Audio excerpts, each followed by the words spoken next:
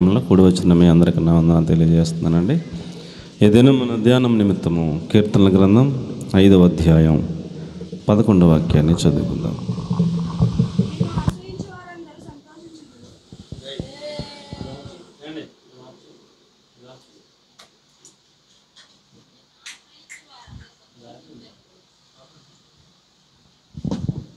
నిన్ను ఆశ్రయించు వారందరూ సంతోషించుదురు, నీవే వారిని కాపాడుదువు. చాలండి, చిన్న ప్రార్థన చేసుకుందాం. పరిశుద్ధము నమ్మకం కలిగిన మా ప్రియ పరలోకపు తండ్రి, మీకు వందనాలు స్తోత్రాలు చెల్లిస్తూ ఉన్నాం ప్రభువా. అల్పుడను నిష్ప్రయోజకుడైనా నన్ను మీ అగ్ని చేత కాల్చి పుటం వేసి పరిశుద్ధపరిచి మాతో మీరు మాట్లాడి మీ మహిమకు సిద్ధపరచమని సకల ఆటంకాలు అడ్డులను నిద్రమతో అవధీత తిరుగుబాటు వేసినముల వేళతో పెళ్ళగించి నాశనం చేస్తూ ఉండగా, పరిశుద్ధాత్మదేవా ఒప్పింపు చేయవానిగా, గ్రహింపు చేయవానిగా, సమ్మతి గల మనసు పుట్టించువానిగా, రక్షించువానిగా, మీ శైలిలో మీ స్థాయిలో మీ కార్యాలన్నీ చేయమని మీ శరణు వేడుతూ యేసుక్రీస్తు ప్రభునామంలో ప్రార్థించి స్తుతించి అర్పించి వేడుకుంటున్నాం తండ్రి, ఆమేన్.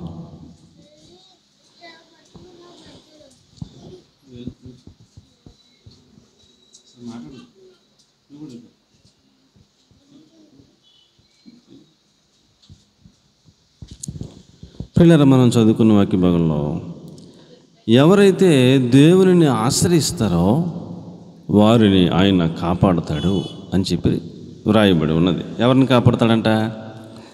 ఎవరిని కాపాడతారంట చెప్పండి ఒకసారి అమ్మ. దేవుడు ఎవరిని కాపాడతారంట? ఆయనను ఆశ్రయించిన వారిని చేస్తూ ఉంటాడు ఆయన, అలాగే వారిని ఆయన కాపాడుతూ ఉంటాడు అని అమ్మ, కాపాడుతూ ఉంటారు అని దేవుని వాక్యం తెలియచేయబడుతూ ఉంది. కాబట్టి ప్రియులరా, మనము ఆయనను ఆశ్రయించినట్లయితే గతించిన 2 వారాలుగా మనం ఏమేమి ప్రయోజనాలు ఉన్నాయి అనేది చాలా జాగ్రత్తగా ప్రభు మనతో మాట్లాడారు. ఈ దినాన్ని అదే వచనంలో నుంచి మరొక కోణంలో మనము గనక దేవునిని ఆశ్రయించిన బిడ్డలమైతే ఆయన మనలను కాపాడుతాడు అనే ఒక వాక్యాన్ని మనకి దేవుని వాక్యం తెలియజేస్తూ ఉంది.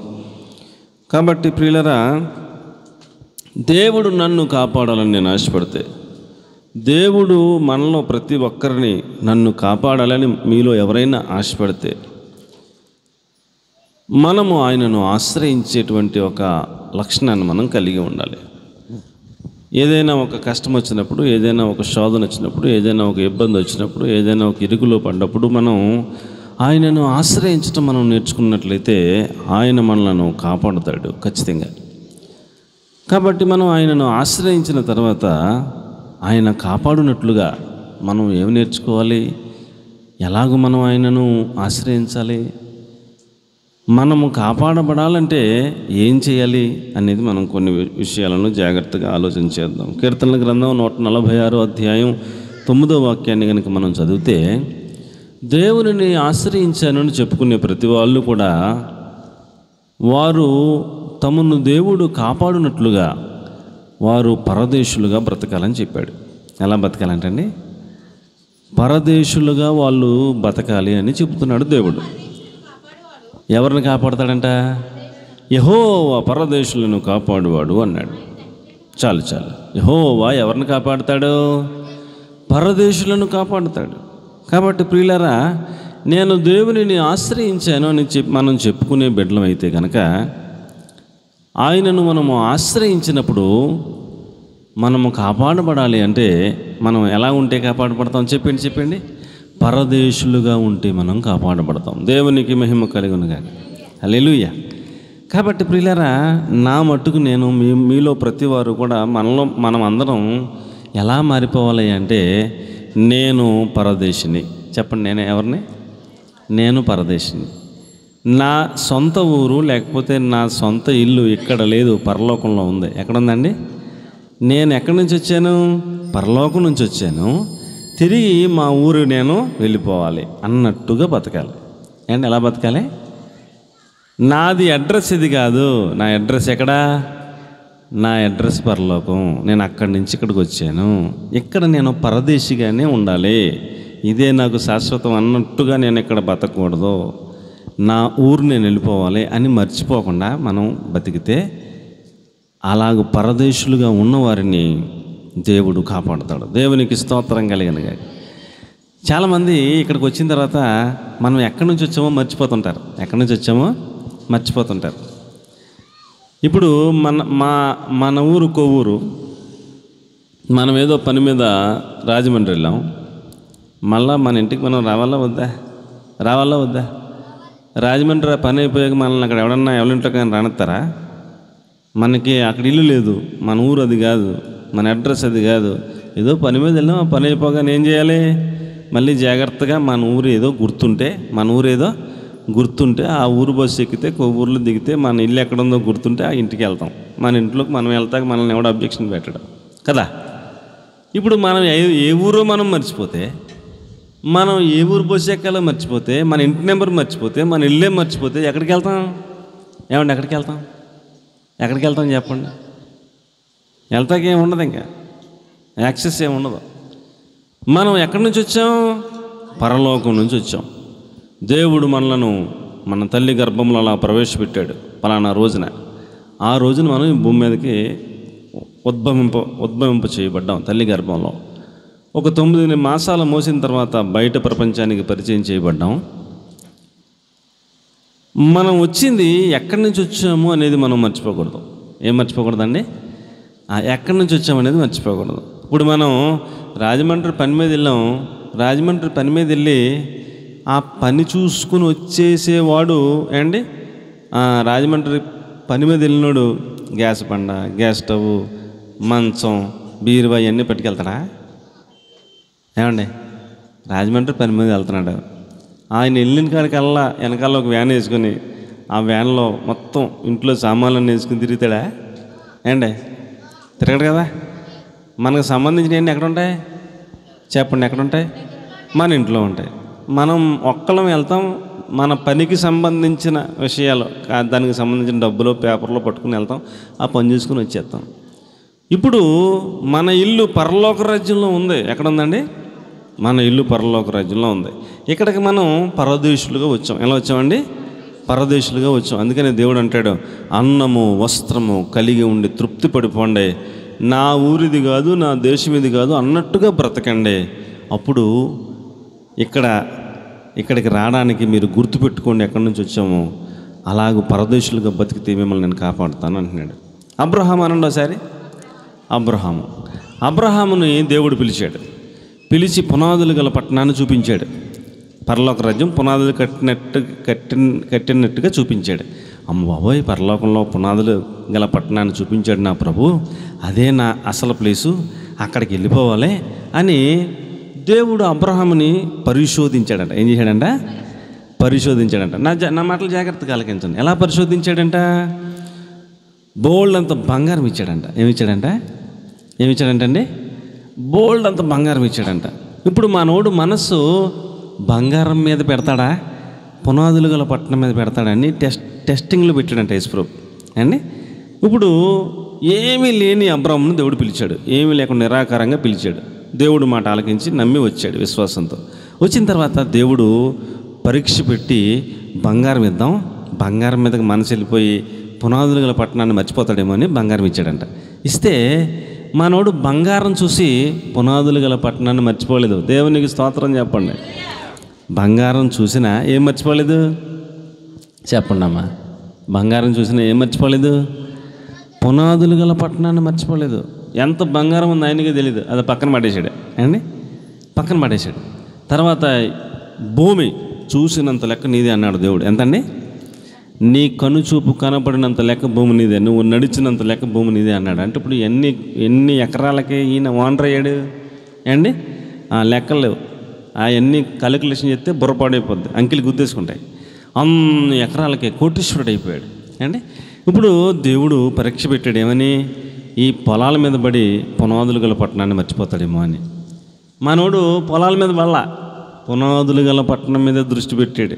ఈ పొలాలన్నీ కాసేపు ఉంటాయి, నేను బతికినంతసేపును తర్వాత నా పిల్లలకి వెళ్ళిపోతాయి, ఇది శాశ్వతం కాదు, నాకు శాశ్వతమైన నా ఇల్లు ఎక్కడా చెప్పండి అమ్మా. నాకు శాశ్వతమైన నా ఇల్లు ఎక్కడా? పునాదులు గల పట్టణంలో ఉంది. అక్కడ నా కోసం పునాదులు వేసాడు ప్రభు, నా కోసం ఒక ఇల్లు కడుతున్నాడు ప్రభు, పరలోక రాజ్యం ఒకటి నా కళ్ళకు చూపించాడు దర్శనంలో.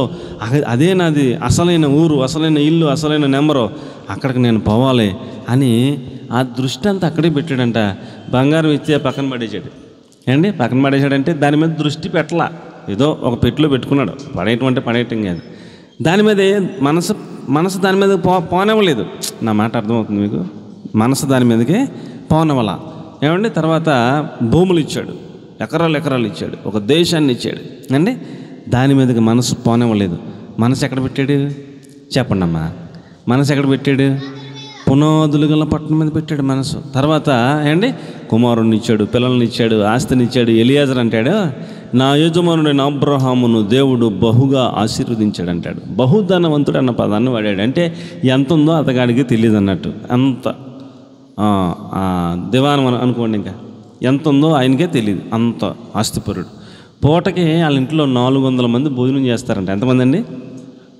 ఒక పూటకి ఎంతమంది భోజనం చేస్తారంటే వాళ్ళ ఇంట్లో 318 మంది ఏమో ఆయన దగ్గరే పుట్టి పెరిగిన సైనికులు, ఇంకా గొర్రెలు కాపర్లు, ఆ కాపర్లు, ఈ కాపర్లు ఉంటారుగా ఆయన దగ్గర పనివారు, దాసులు, దాసీలు అందరూ కలిపి ఇంచుమించు 400 మంది పూటకు భోజనం చేస్తారంటండి. మన ఇంట్లో 10 మంది ఉంటే 10 మందికి భోజనం వండితే ఎలా ఉంటుంది మనకి? అమ్మ ఎలా ఉంటుందిరా? మన ఇంట్లో మనం ఒక 2-3 ఉన్నాం, ఒక 7 చుట్టాలు వచ్చారు అండి. ఇది కనపడతలేదండి అండి. అమ్మా వందనాలు. మన ఇంట్లో మనం 3 ఉన్నాం, 7 చుట్టాలు వచ్చారు. 7 చుట్టాలు వస్తే ఎలా ఉంటుంది మనకి? వంట వండి పెడతాకి ఎలా ఉంటుందండి? సులువుగా ఉంటుందా? అది ఆఫీస్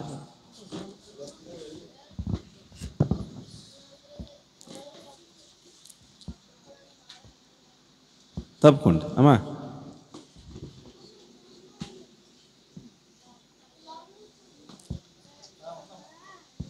రైట్ అమ్మ వందనాలు. 10 మందికి వండటానికే మనకి ఇసుకొచ్చేస్తుంది కదా అండి. వీళ్ళు ఎప్పుడు వెళ్ళిపోతారు కదా అనుకుంటాం కదా అండి. ఓ పూట 2 పూటలు 2-3 రోజులు ఉన్నాక ఏమనిపిస్తుంది మనకి? వీళ్ళు ఎప్పుడు వెళ్ళిపోతారో ప్రభు, వెళ్ళిపోయి ప్రభు అని ప్రార్థన చేస్తాం మనం. అవునా? చేస్తామా చేయమా అండి? పైకంటే బాగోదు కదా. ప్రార్థన ఏం ప్రార్థన చేసుకుంటాం? తొందరగా వెళ్ళిపోలే చేయనైనా అని ప్రార్థన చేసుకుంటాం. కాబట్టి శారమ్మ గారు ఓపిక ఎంతో మీరు గమనించండి. పూటకి ఎంతమందికి అంట? 400 మందికి పూటకు భోజనం పెడుతుందంట మహాతల్లి.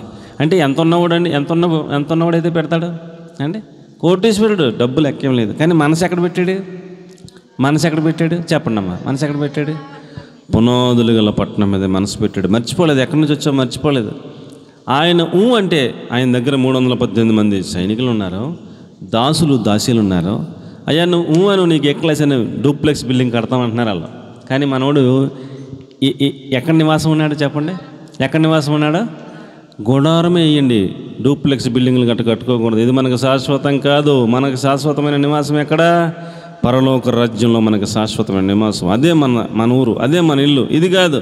ఇక్కడ మనం పొరుగురు వచ్చాం. ఎక్కడికి వచ్చాం? పొరుగురు వచ్చాం. పరదేశులంగా, యాత్రికులంగా బతకడం నేర్చుకోండి అని భక్తి నేర్పాడు. దేవునికి స్తోత్రం కలిగిన గాక. ఆయన భక్తి నేర్చుకున్నాడు. అందరికీ ఏం నేర్పాడు? భక్తి నేర్పాడు. మేము ఎక్కడే ఉండిపోతాం అన్నట్టుగా మన వ్యవహార శైలి ఉండకూడదు. దేవునికి స్తోత్రం చెప్పండి. ఇదే మన శాశ్వతం అన్నట్టుగా మన వ్యవహారం ఉండకూడదు. మన వస్త్రధారణలో ఏండి మా ఊరిది గోదు అన్నట్టు కనపడాలి అండి. పరదేశి ఎలాంటి వస్త్రాలు వేసుకుంటాడు అమ్మా? పరదేశి ఎలాంటి వస్త్రాలు వేసుకుంటాడు చెప్పండి అమ్మా? పరదేశి ఎలాంటి వస్త్రాలు వేసుకుంటాడు? సాధారణమైన వస్త్రాలు వేసుకుంటాడు. ఖరీదైన వస్త్రాలు వేసుకుంటాడా? ఎన్ని వస్త్రాలు ఉంటాయి పరదేశికి? ఎన్ని వస్త్రాలు ఉంటాయి? ఒక 2 ఉండేను, లేకపోతే 3 ఉండేను. ఒక 50-60 జతలు ఇట్టుకుని వస్తాడా పొరుగురు ఏంటి చెప్పండి? వస్తాడా? పరదేశి ఎలాగుంటాడో అలా బతకాలి మనం ఈ లోకంలో. ఏంటండి నా మాటలు అర్థమవుతున్నాయా ఏమండి? మన ఊరేది? మన ఊరేది? మన ఊరు పరలోకం. మన ఇంటి నెంబర్ పరలోకంలో ఉంది. మన స్థలం పరలోకంలో ఉంది. కాబట్టి మనం ఇక్కడికి వచ్చాం. అందనాలరా బాగున్నారమ్మా? మనం ఇక్కడికి వచ్చాం. ఎలాగొచ్చాం? ఎలా వచ్చామమ్మా? యాత్రికులంగా వచ్చాం, పరదేశులుగా వచ్చాం. అది మాత్రం మర్చిపోకూడదు. దేవునికి స్తోత్రం కలుగును గాక. హల్లెలూయా. ఏమండి? పరదేశులు చెప్పండి అమ్మ. ఎలాగా? పరదేశులు ఎలా బతకాలో చెప్తున్నాడు చూడండి. ఏమండి? అమ్మ నా వైపు చూడండి, నా మాటలు జాగ్రత్తగా ఆలకించండి. పరదేశులు ఎలా జీవించాలంటే 1 పేతురు పత్రిక 2వ అధ్యాయం 11వ వచనం. త్వరగా టైం అయిపోతుంది. 1 పేతురు పత్రిక 2వ అధ్యాయం 11వ వచనం. 1 పేతురు 2వ అధ్యాయం 11వ వచనం. ప్రియులరా, మీరు పరదేశులను యాత్రికులనే ఉన్నారు గనుక ఆత్మకు విరోధముగా పోరాడు శరీర ఆశలను విసర్జించి సరిపోద్ది. మీరు పరదేశులు, మీరు యాత్రికులు అన్నాడు. మన మాటలు ఆలకించండి. మనం ఎవరు? మనము పరదేశులము, యాత్రికులమని మనకి గుర్తుంటే, మా ఊరిది కాదు, ఈ లోకంలో మా ఊరు ఇది కాదు, మా ఊరు పరలోకం అని మనకు గుర్తుంటే, ఏమండి నా మాటలు అర్థమవుతున్నాయి? ఇక్కడ ఎలా బతకాలో మనకు నేర్పిస్తున్నాడు ప్రభు, పరిశుద్ధాత్మ దేవుడు నేర్పిస్తున్నాడు. ఏమి నేర్పిస్తున్నాడు? ఆత్మకు విరోధముగా పోరాడు శరీర ఆశలను విసర్జించి బతికినోడు పరదేశి అని గుర్తుంది ఆడికి. నా ఊరిది కాదని గుర్తుంది ఆడికి. లేదు, శరీరాన్ని సుఖపెట్టుకుని, శరీర ఆశలను తీర్చుకుని, శరీర కోరికలను తీర్చుకుని బతుకుతున్నావా? నీకు పరలోకం గుర్తులేదు, మర్చిపోయావు. నీకేం గుర్తులేదు? మా ఊరిది కాదు, నేను పరదేశిని, నేను యాత్రికున్నని నీకు గుర్తులేదు. అందుకని నీవు ఇదే లోకం అనుకుని శరీర ఆశల్లో మునిగి తేలుతూ ఉంటే వారు పరలోకాన్ని మర్చిపోయారు, సొంత ఊరిని మర్చిపోయారు. ఏమండి, వాళ్ళు ఇదే శాశ్వతమని ఇక్కడ మునిగిపోతున్నారు. కాబట్టి మనం పరదేశులము అని మనకు గుర్తుంటే, నేను యాత్రికుడను ఇక్కడ అన్న మాట మనకు గుర్తుంటే, ఇక్కడ ఈ లోకంలో ఉండేదేంటి? శరీరం. మనం వెళ్ళేదేంటి? పరలోకం. పరలోకంలోకి ఏమి వెళ్ళదు? శరీరం వెళ్ళదు, ఆత్మ వెళ్తుంది. ఆత్మ వెళ్తుంది, అయితే మహిమ శరీరంతో వెళ్తుంది. ఇదేమో దేహం, ఇది మామూలుగా లోకానికి సంబంధించిన శరీరం. ఇది మట్టి దేహం. మహిమ దేహం ఒకటి ఉంటుంది. ఆ మహిమ దేహాన్ని దేవుడు ఇస్తాడు. ఆ మహిమ దేహముతో ఆత్మ పరలోక రాజ్యం వెళ్తుంది. ఇప్పుడు నేను పరలోక రాజ్యం నుంచి వచ్చాను, మరలా పరలోక రాజ్యం వెళ్ళాలి అనే ఒక అవగాహన కలిగిన వాడిని అయితే, మా ఊరిది కాదు అనే అవగాహన నాకు ఉన్నట్లయితే నేను ఎలా బతకాలంటాడు? లోపల ఆత్మ ఉంది కదా, ఈ ఆత్మకు విరోధముగా పోరాటం రోజు జరుగుతుందంట. ఆత్మకు విరోధంగా పోరాటం రోజు జరుగుతుందంట. మనకి శత్రువులు ఈ లోకంలో బయట వాళ్ళు ఎవరు లేరు. మనకు శత్రువులు ఈ లోకంలో బయట వాళ్ళు ఎవరు లేరు. మన ఇంటి పక్క వాళ్ళు, మన ఇంటి ముందు వాళ్ళు, వీధిలో వాళ్ళు, మనల్ని తిట్టిన వాళ్ళు, అవమానించిన వాళ్ళు, నిందించిన వాళ్ళు, ఇలా మన శత్రువులు కాదు. వాళ్ళు మనకి స్నేహితులు. మనకి ఏమండి, దేవుడు మనల్ని సృష్టించాడు, వాళ్ళని సృష్టించాడు. కాబట్టి అందరం సమానమే, అందరం ఒకటే. అందరిని మనం క్షమించాలి, అందరం మారుమనసు పొందాలని, పరలోక రాజ్యం రావాలని ప్రార్థన చేయాలి. ఎవడో మనకి విరోధం కాదు. ఎవరు మనకి విరోధం?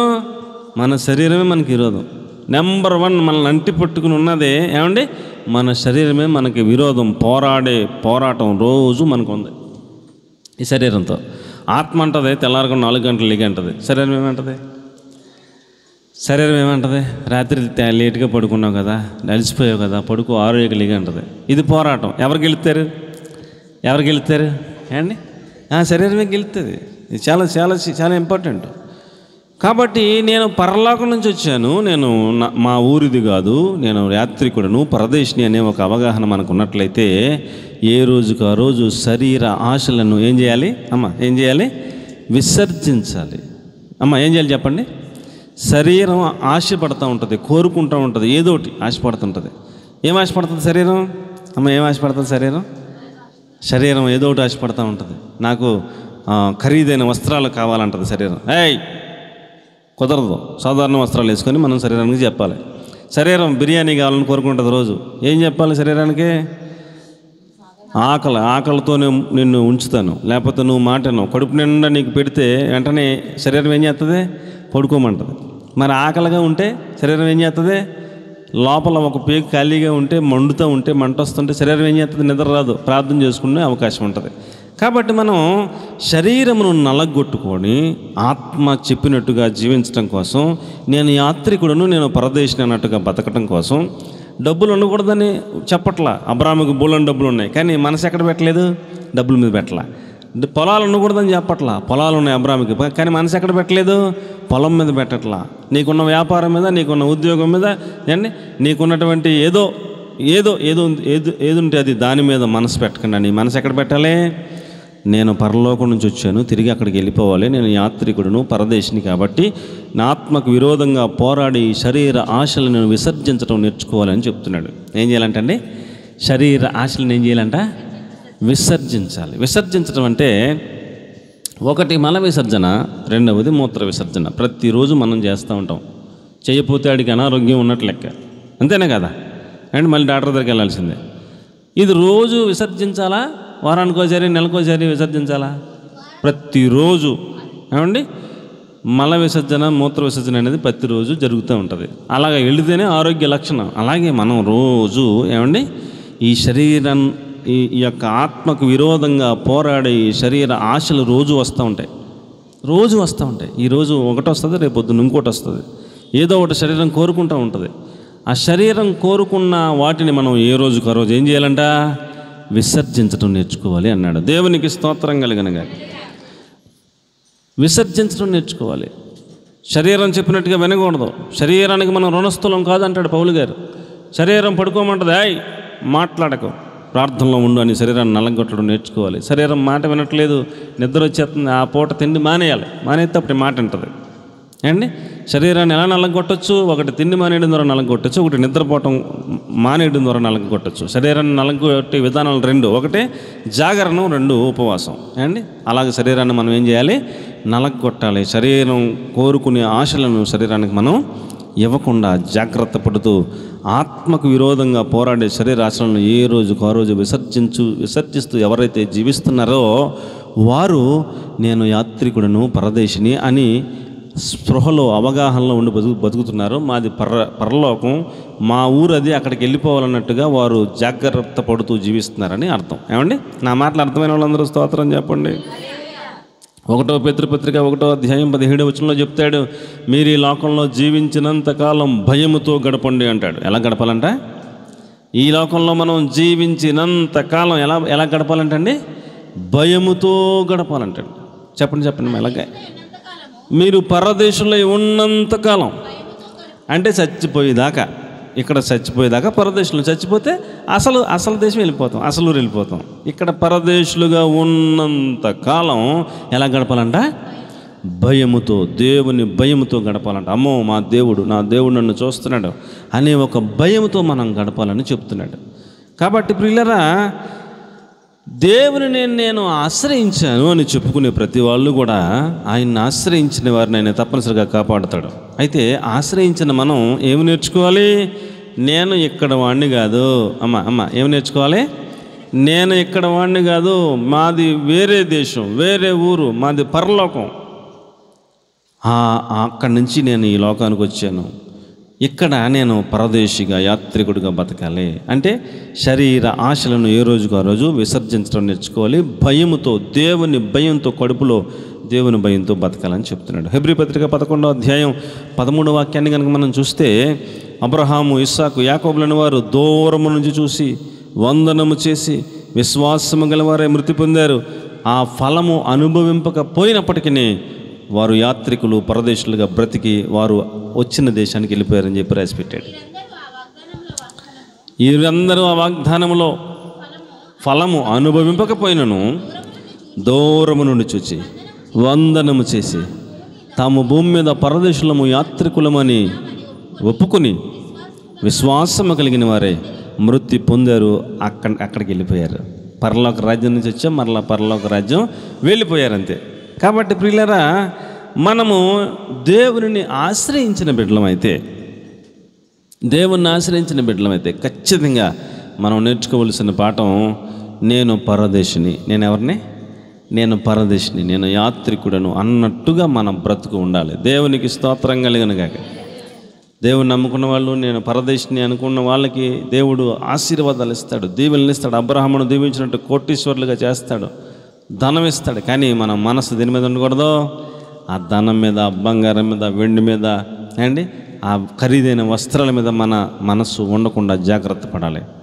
నేను ఈ దేశమును కాదు, నేను పరదేశిని, నేను యాత్రికుడను, నాది పరలోక రాజ్యం అన్నట్టుగా మన జీవితం ఉండాలని దేవుని వాక్యం మనకు తెలియజేస్తూ ఉంది. కాబట్టి ప్రియులారా, ఆకాను అనే ఒక ఆయన ఉన్నాడు. ఎవరండి? ఆకాను అనే ఒక ఆయన ఉన్నాడు. ఆయన చాలా భక్తిపరుడు. ఒక వ్యభిచారంలో వల్ల, ఒక దొంగతనం చేయలా అండి, ఒక అబద్ధాలు ఆడలా, ఒక పొరుగువాడిది ఎవడిది ఆశించలా, చాలా భక్తి కలిగిన వాడు. ఎక్కడ ఏ తప్పులు దొరకకుండా కనాను దేశం వరకు ప్రయాణమై ఎర్ర సముద్రం దాటాడు. అన్ని మజిలీలు దాటుకుంటూ వచ్చాడు. ఎరికో దగ్గరికి వచ్చాక దేవుడు అన్నాడు, నాన్న ఎరికోని శపించాను, ఎరికోలో ఉన్నది ఏది కూడా తీసుకోకూడదు అని ముందే చెప్పి పంపించాడు. పంపిస్తే ఎరికోలకు యుద్ధం చేయడానికి వెళ్ళిన తర్వాత, యుద్ధం అయిపోయిన తర్వాత ఇతగాడికి ఏం కనపడిందంట? బంగారపు కమ్మి కనపడిందంట. ఏం కనపడిందంట? బంగారపు కమ్మి కనపడిందంట. దాన్ని చూసి ఆశపడ్డాడంట. వెండి కనపడిందంట, దాన్ని చూసి ఆశపడ్డాడంట. షీనారు వస్త్రం అనగా వెలగల వస్త్రం కనపడిందంట, దాన్ని చూసి ఆశపడ్డాడంట. 3 తెచ్చుకుని గుడారంలోకి పెట్టుకున్నాడు.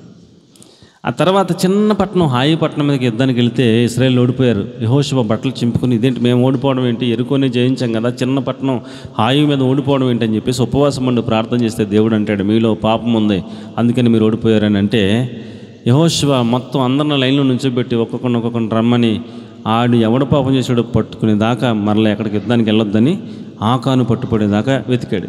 ఆకాను దొరికాడు. నాన్న ఏం చేశారా అని అడిగితే అప్పుడు చెప్తున్నాడు, దొంగతనం చేయలేదు, అబద్ధాలు ఆడలేదు, వ్యభిచారం చేయలేదు, ఏ పాపము చేయలేదు, కానీ బంగారం అంటే నాకు చాలా ఇష్టం, వెండి అంటే నాకు చాలా ఇష్టం, వెలగల వస్త్రాలు అంటే నాకు చాలా ఇష్టం. వాటిని చూసి తట్టుకోలేకపోయాను, వాటిని ఆశించి తీసుకున్నాను, నా గుడారంలో పాతిపెట్టాను అన్నాడు. ఈ ఒక్క కారణం చేత నీ తప్పును బట్టి నీ భార్య నీ బిడ్డలను కూడా సంహరించాలని దేవుడు చెప్తున్నాడని చెప్పేసి ఆకూరు లోయలో కూర్చోబెట్టి, ఆ పిల్లలు అడుగుతున్నారు, డాడీ మేమేం తప్పు చేసాం డాడీ అంటే సమాధానం లేదు. భార్య అడుగుతుంది, ఏమండి నేనేం తప్పు చేశానండి, మమ్మల్ని కూడా నుంచి పెడుతున్నారంటే సమాధానం లేదు. అందరి మీద రాళ్ళు రువారు, అగ్ని చేత కాల్చారు, ఆకూరు లోయలో సమాధి చేయబడ్డారు. కాబట్టి ప్రియులరా, మనము యాత్రికులము, పరదేశులంగా మనం జీవిస్తూ ఉన్నట్లయితే బంగారం మీద మక్కువ పెట్టుకోకండి. మనం తల్లి గర్భం నుంచి పుట్టినప్పుడు బంగారంతో పుట్టామా? దేవుడికి తెలీదా? ఎక్లసిన గుండెకాయ, ఎక్లసిన మూత్రపిండాలు, ఎక్లసిన ఏమండి అవయవాలన్నీ పెట్టిన దేవుడు, కోట్ల రూపాయలు విలువైన అవయవాలను పెట్టిన దేవుడు ఒక రింగ్ ఎట్టదే బాగుంటుందని ఆయనకి తెలవదా? తెలవక పెట్టలేదా అండి? ఈ పాస్టర్ గారిలో 4 ఉంగరాలు పెట్టుకుంటారు చాలామంది, ఇలా మైకట్టుకుని ఇలాగలా చూపిస్తూ ఉంటారు. ఆయనకి తెలవక పెట్టలేదా? బంగారం యొక్క విలువ ఏమిటంటే మన పాదముల కింద బంగారం ఉండాలి. దేవునికి స్తోత్రం కలిగినగా. మన నెత్తి మీదకి, మన శరీరం మీదకి రాకూడదు, మన పాదముల కింద ఉండాలి. రేపు పొద్దున్న పరలోకం వెళ్తే ఎక్కడ ఉంటుంది బంగారం? పాదముల కింద బంగారపు రోడ్డు ఉంటే దాని మీద నడిపిస్తాడు దేవుడు. దేవునికి స్తోత్రం కలిగినగాక. మనం ఎంత విలువైన వాళ్ళమో చెప్తున్నాడు ఆయన. మీరు పరదేశులుగా బతకండి, యాత్రికులుగా బతకండి, జాగ్రత్తగా బతకండి, మీ కాళ్ళ కింద బంగారం ఉంటుందని చెప్తున్నాడు. దేవునికి స్తోత్రం చెప్పండి. కాబట్టి ప్రియులరా, మనము ఈ లోకంలో ఉన్నంతకాలం యాత్రికులము, పరదేశులము అన్నట్టుగా జీవించాలి. బంగారము చూసి ఆశపడకూడదు, వెండిని చూసి ఆశపడకూడదు. వెలగల వస్త్రం అంటే చాలామందికి ఇష్టం అండి. ఒక పాపం చేయరు, ఒక దొంగతనం చేయరు, ఒక వ్యభిచారం చేయరు, చాలా నిక్కర్చిగా ఉంటారు. ఎటువంటి అందమైన అమ్మాయిని చూసినా ఆశపడరు, చాలా నిగ్రహంగా ఉంటారు. కానీ ఒక విలువైన వస్త్రాన్ని చూస్తే పడిపోతారు అంతే.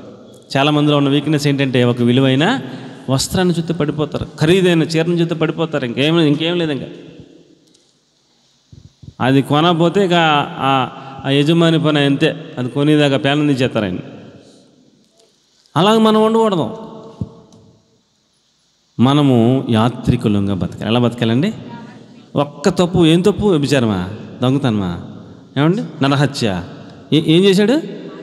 ఆశించాడు. ఏం ఆశించాడు? బంగారపు కమ్మి, వెండి, వెలగల వస్త్రం, షినారు వస్త్రాన్ని ఆశించాడు, తీసుకున్నాడు. అంతే, ఒక్కటే తప్పు. అదే దాని గురించే అనేక వందల మంది చచ్చిపోతున్నారు. విజయం రావట్లేదు. హాయి పట్టణం మీద వాళ్ళే గెలిచేస్తున్నారు, ఇలా ఓడిపోతున్నారు. ఆ ఒక్కటి చాలా తప్పు అని దేవుని దృష్టిలో అది నిరూపించబడింది. వెంటనే అతన్ని సంహరించిన తర్వాత విజయాన్ని ఇచ్చాడు దేవుడు అని మీకు మనవి చేస్తూ ఉన్నాను. కాబట్టి ప్రియులారా, మనము దేవుని ఆశ్రయించిన బిడ్డలమైతే మనం ఎలా బతకాలి చెప్పండి ఎలా బతకాలి? నేను యాత్రికుడను, నేను పరదేశిని అన్నట్టుగా బతకాలి. శరీరముతో పోరాటం నిత్యము జరుగుతూ ఉన్నటువంటి ఆ శరీర ఆశలను ఏ రోజుకు ఆ రోజే విసర్జించడం నేర్చుకోవాలి. అలా విసర్జించకపోతే, ఏ రోజుకు ఆ రోజే ఆయన రక్తంలో కడుక్కోపోతే, శుద్ధీకరించుకోకపోతే, నేను పరలోకానికి సంబంధించిన వ్యక్తిని అని నీకు మర్చిపోయావు అంతే. ఇదే ఫిక్సింగ్, ఇక్కడే నేను ఉంటాను, నేను శాశ్వతంగా లోకంలోనే ఉంటానని నువ్వు మర్చిపోయావు, మునిగిపోయావు అంతే. ఇక నువ్వు ఎక్కడి నుంచి వచ్చావో నువ్వు మర్చిపోయినప్పుడు అక్కడికి వెళ్తాక ఇంకా నీకేముండదో గుర్తుండదు. కాబట్టి నువ్వు అక్కడికి వెళ్ళడానికి అవకాశమే లేదని దేవుని వాక్యం తెలియజేస్తుంది. కాబట్టి మనము పరలోకము నుంచి రాబడ్డాం. దేవుడే మనల్ని పంపించాడు భూమి మీదకి, కొంత సమయాన్ని ఇచ్చాడు. ఈ సమయంలో మనం మన శరీరానికి విరోధంగా, ఆత్మకు విరోధంగా పోరాడుతున్న శరీర ఆశలను విసర్జిస్తూ దేవుని భయము కలిగి, ఏమండి, దూరము నుంచి చూసి వందనము చేసి నేను పరదేశిని అన్నట్టుగా ఈ లోకంలో బతికితే అలాంటి వారు దేవుణ్ణి ఆశ్రయించినట్టు లెక్క. అలాంటి వారిని దేవుడు కాపాడుతాడు. దేవునికి స్తోత్రం చెప్పండి. ఎవరిని కాపాడుతాడు దేవుడు? నేను యాత్రికుడిని, పరదేశిని అన్నట్టుగా బతికే వాళ్ళందరినీ దేవుడు కాపాడుతాడు. నెంబర్ 2, కీర్తన గ్రంథం 33:18. కీర్తన గ్రంథము 33 అధ్యాయము 18వ వచనం. నీవు కనుక దేవుణ్ణి ఆశ్రయించిన బిడ్డవైతే నీవు కరువులో ఉన్నాను, నిన్ను కాపాడుతాడు. కరువులో కూడా నిన్ను అద్భుతంగా పోషిస్తాడు. దేవునికి స్తోత్రం కలిగిన గాక. కరువులో కూడా పోషిస్తాడు. నమ్మిక ఉంటే, విశ్వాసం ఉంటే. అమ్మా, వారి ప్రాణమును మరణం నుంచి తప్పించుటకును, కరువులో వారిని సజీవులనుగా కాపాడుటకును, యెహోవా దృష్టి ఆయనందు భయభక్తులు కలిగిన వారి మీదను, ఆయన కృప కొరకు కనిపెట్టుకునే వారి మీదను నిలుచుచున్నది అంటాడు. ఆయనను నీవు ఆశ్రయించిన బిడ్డవైతే నీకు కరువు వచ్చినా నిన్ను కరువులో ఆయన అద్భుతంగా పోషిస్తాడు, కాపాడుతాడు అని దేవుని వాక్యం తెలియజేస్తూ ఉంది. అమ్మ, నా వైపు చూడండి. అబ్రహాము చాలా పెద్ద భక్తుడు అండి. ఆయన కాలంలో కరువు వచ్చింది. కరువు వస్తే ఆయన ఉన్న ప్రదేశంలో కరువు ఉంది, పక్కన ఐగుప్తులో సమృద్ధి ఉంది. అబ్రహాము రాంగ్ స్టెప్ వేశాడు మొదటిసారి. అప్పటికి అంత భక్తిలో పరిణతి లేదు. అప్పటికి అంత భక్తిలో అంత నేర్చుకున్నవాడు కాదు, కొత్త. ఆ మార్గంలోకి వచ్చి తెలియక పక్కన ఐగుప్తులో సమృద్ధి ఉంది కదని ఐగుప్తు లేడు. ఐగుప్తు వెళ్ళబట్టి చాలా దెబ్బలు తిన్నాడు. ఐగుప్తు వెళ్ళబట్టి చాలా దెబ్బలు తిన్నాడు. చాలా ప్రాబ్లమ్స్ వచ్చినాయి. అందుకని ఐగుప్తు దేనికి సాదృశ్యమై అంటే లోకానికి సాదృశ్యం. కనాను దేనికి సాదృశ్యం అంటే పరలోకానికి సాదృశ్యం. నీకు కరువు వచ్చినా నీవు ఎక్కడికి వెళ్ళకూడదు? ఎక్కడికి వెళ్ళకూడదు? కరువు వచ్చిన లోకంలోకి వెళ్ళకూడదు. సమృద్ధి ఉంది అక్కడ లోకంలో, కానీ లోకంలోకి వెళ్ళకూడదు. దేవుడు నిన్ను ఎక్కడి నుంచాడు అక్కడే ఉండు, విశ్వాసంతో ఉండు, అద్భుతంగా నిన్ను పోషిస్తాడు, నిన్ను కాపాడుతాడు. దేవునికి స్తోత్రం కలిగిన గాక. అలాగే అబ్రహాము వచ్చినటువంటి ఆ కరువులో అబ్రహాము రాంగ్ స్టెప్ వేశాడు. అలాగే అబ్రహాము కుమారుడైన ఇస్సాకు కాలంలో కూడా కరువు వచ్చింది. ఏమొచ్చిందండి? ఇస్సాకు కాలంలో కూడా కరువు వచ్చింది. ఆదికాండం 12:10 అబ్రహాము కరువు వచ్చినప్పుడు ఐగుప్తులేడని చెప్పి రాయబడి ఉంది. మీరు తర్వాత చదువుకోండి. ఆదికాండం 26:1 ఇస్సాకు గెరారులో నివసించాడు. ఫిలిస్తీన్లో ఆ ప్రాంతంలో ఉన్నాడు. అప్పుడు గెరారు ప్రాంతంలో కరువు వచ్చింది. పక్కనే ఐగుప్తులో అప్పుడు కూడా సమృద్ధి ఉన్నది. ఇస్సాకు కూడా అనిపించింది ఐగుప్తు వెళదామని. కానీ దేవుడు దర్శనంలో చెప్పాడు, నాన్న నీవు ఇక్కడ గెరారులోనే ఉండు, నేను నిన్ను అద్భుతంగా పోషిస్తానన్నాడు. అండ్ ఏమన్నాడండి? అద్భుతంగా నిన్ను పోషిస్తాను, నువ్వు గెరారులోనే ఉండు, ఐగుప్తు వెళ్ళొద్దని చెప్పాడు దేవుడు. అమ్మ, నా వైపు చూడండి. ఇప్పుడు గెరారులో వర్షాలు పడతలా? అమ్మ, ఏం పడతలేదు?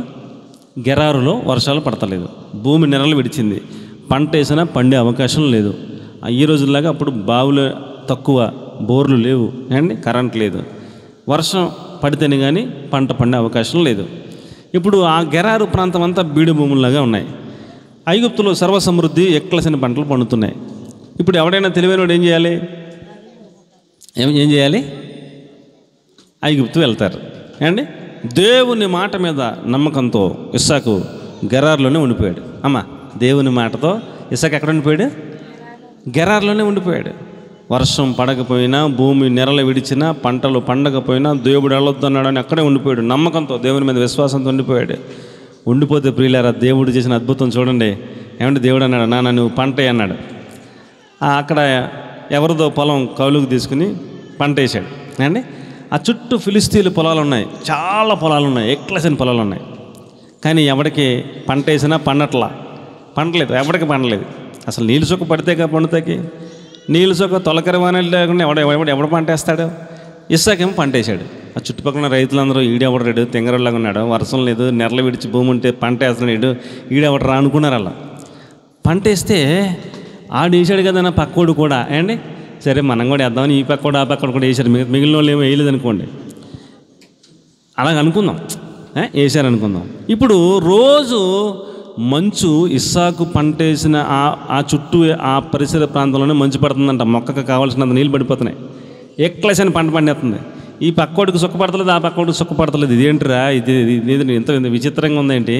మనకు ఒక సుఖపడతలేదు, ఆడికో సుఖపడతలేదు, ఈడి బార్డర్లోనే సుఖలు పడుతున్నాయి, మంచు పడిపోతుంది, పంట ఎక్లేసి పండేస్తున్నాయి, బులపాడైపోతుంది. వాళ్ళకి ఎక్లేసని పంట పండింది. ఎంత పండిందంటే ఆ సంవత్సరం ఇస్సాకు 100 పంట పండిందంట. దేవునికి స్తోత్రం కలిగినగా.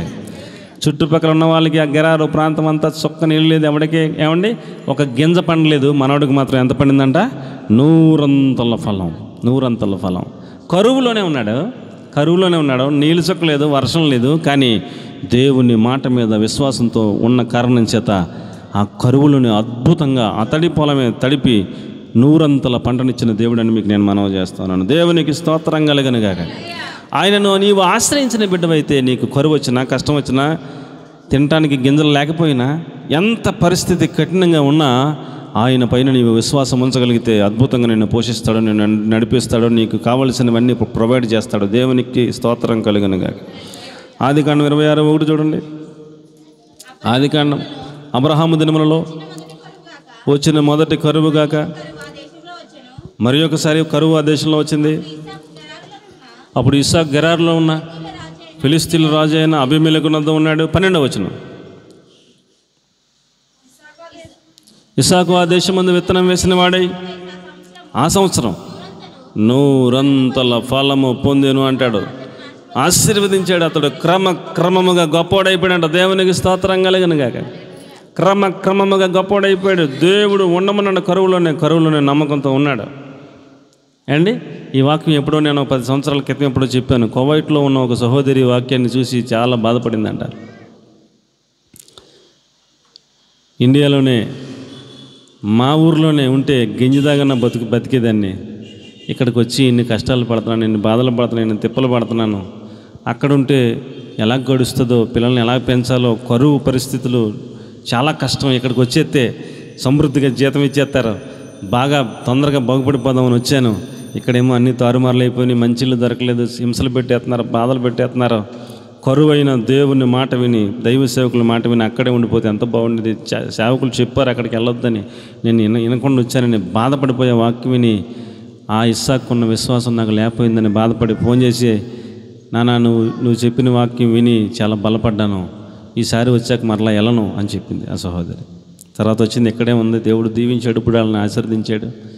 కాబట్టి ప్రియులారా, కరువు ఉన్న దేవుడు ఉండమన్న చోట ఉండాలి. దేవునికి స్తోత్రం చెప్పండి. నీవు దేవుణ్ణి ఆశ్రయించిన బిడ్డవైతే నిన్ను కరువులో కూడా పోషిస్తాడు, సమృద్ధినిస్తాడు దేవుడు. ఆదికాండం 41:31 మనం చూస్తే ప్రపంచమంతా కరువులో మునిగిపోతూ ఉంది. ఐగుప్తులో కూడా 7 సంవత్సరాల కరువు అతి భయంకరంగా వచ్చింది. కానీ యోసేపు పరిపాలన చేస్తూ ఉన్నాడు. తన తల్లిని, తండ్రిని, అన్నదమ్ములను, వారికి కలిగిన వారందరినీ పిలిపించి గోషెను రాష్ట్రాన్ని ఇచ్చి, వారికి అన్నపానములు ఇచ్చి, వారిని సమృద్ధిగా కరువులో పోషించాడంట. దేవునికి స్తోత్రం కలుగునుగాక. చదవమ్మ మాట 41:31. దాని తర్వాత కరువు చేత దేశము పంట సమృద్ధి భారముగా ఉంటుంది, దేవుని వలన నిర్ణయింపబడిందని యోసేపు చెప్పాడు. అలాగే జరిగింది. కానీ యోసేపు కుటుంబానికి ఏదైనా లోటు వచ్చిందండి? లోటు వచ్చిందా? ఎవరికి లోటు రాలే. గోషెను రాష్ట్రాన్ని ఇచ్చి, ఎక్లెసిన మేత భూములను ఇచ్చి, పశువులకు కావాల్సినంత మేత, వాళ్ళకి కావాల్సినంత ఆహారం ఇచ్చి, వాళ్ళను సమృద్ధిగా సంరక్షించి పోషించాడు. దేవునికి స్తోత్రం కలుగునుగాక. కీర్తన గ్రంథం 37:18 వాక్యాన్ని మనం చూస్తే, ఆయన్ని ఆశ్రయించిన వారిని ఆయన తృప్తిపరుస్తాడంట. చూడండి అన్నమాట.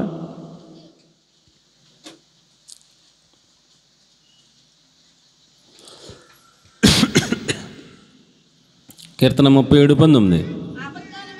ఆపత్కాలమందు వారు సిగ్గునొందారు, కరువు దినములలో వారు ఏం పొందారంట? తృప్తిని పొందేలాగా చేసి పెడతాడంట దేవుడు. కరువు దినాలైనా ఆయన ఆశ్రయించి ఉండు, కరువు దినాలైనా నిన్ను తృప్తిపరుస్తాడు. దేవునికి మహిమ కలుగునుగాక. మొదటి పాయింట్ ఏంటి చెప్పండి? మనము దేవుణ్ణి ఆశ్రయించిన బిడ్డలమైతే ఎలా బతకాలంటాడు?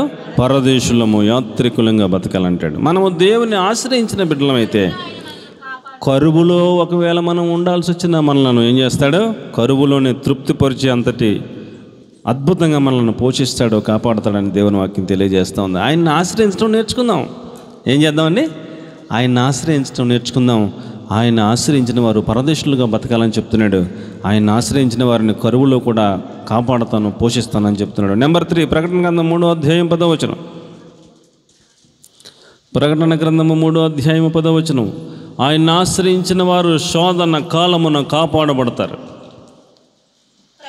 లోకమంతటి మీదకి శోధన ఒకటి రాబోతా ఉంది. ఆ శోధన వచ్చినప్పుడు ఎవరు కాపాడబడతారంట? ఆయనను ఆశ్రయించిన వారిని ఆయన కాపాడతాడంట. గైకొంటివి గనక భూనివాసులను శోధించుటకు లోకమంతటి మీదకి రాబోవు శోధన కాలములో నేను నిన్ను కాపాడేదను అంటాడు. దేవునికి మహిమ కలుగును గాక. మనకి శోధన వస్తుంది. ఆ శోధన కాలంలో మనము కాపాడబడాలి అంటే ఎవరిని కాపాడతాడంట? ఆయనను ఆశ్రయించిన వారిని శోధన కాలంలో కాపాడుతానంటున్నాడు. శోధనలు అందరికీ వస్తాయి, కానీ శోధనల్ని జయించడం చాలా కష్టం. శోధనలో ఓడిపోతాం మనం. ఆ శోధనలో అసలు శోధనలో ప్రవేశించకుండా ఉండాలని మీరు మెలకువగా ఉండి ప్రార్థన చేసుకోండి అంటాడు యేసుప్రభు. శిష్యుల దగ్గరికి వచ్చి ఏమంటాడు? శిష్యులారా, మీరు శోధనలో ప్రవేశించకుండా ఉండాలంటే మీరు మెలకువగా ఉండి ప్రార్థన చేసుకుని అంటాడు. శోధనలో ఆల్రెడీ ప్రవేశించేసాక ఇంకా మనం చేసేదేముంది? ఆ బయటపడేదాకా తిప్పలు పడతామే శోధనలో. అసలు శోధనలో ప్రవేశించకుండా ఉండటానికే అవకాశం దేవుడు ఇస్తున్నాడు. నువ్వు మెలకువగా ఉంటే, నువ్వు ప్రార్థనలో ఉంటే అసలు శోధనలో ప్రవేశించకుండానే నిన్ను కాపాడుతాను అంటున్నాడు. కాబట్టి ప్రియులారా, మనం శోధనలోకి వెళ్ళిపోయాక, శోధనలో కూరుకుపోయాక, ప్రభువా ఇందులో దిగబడిపోయిన ప్రభువా నన్ను పైకి లేవనెత్తి ప్రభు అని ప్రార్థన చేసుకునే కంటే ముందే మెలకువగా ఉండి ప్రార్థనలో ఉండి అసలు శోధనలోకి ఎంటర్ అవ్వకుండానే కాపాడుతానని వాగ్దానం చేస్తున్నాడు. కాబట్టి ప్రియులారా, ఆయనను మనము ఆశ్రయించిన బిడ్డలమైతే ఆయన అలాంటి బిడ్డలను శోధన కాలమున లోకమంతటి మీదకి శోధన వస్తుందంట.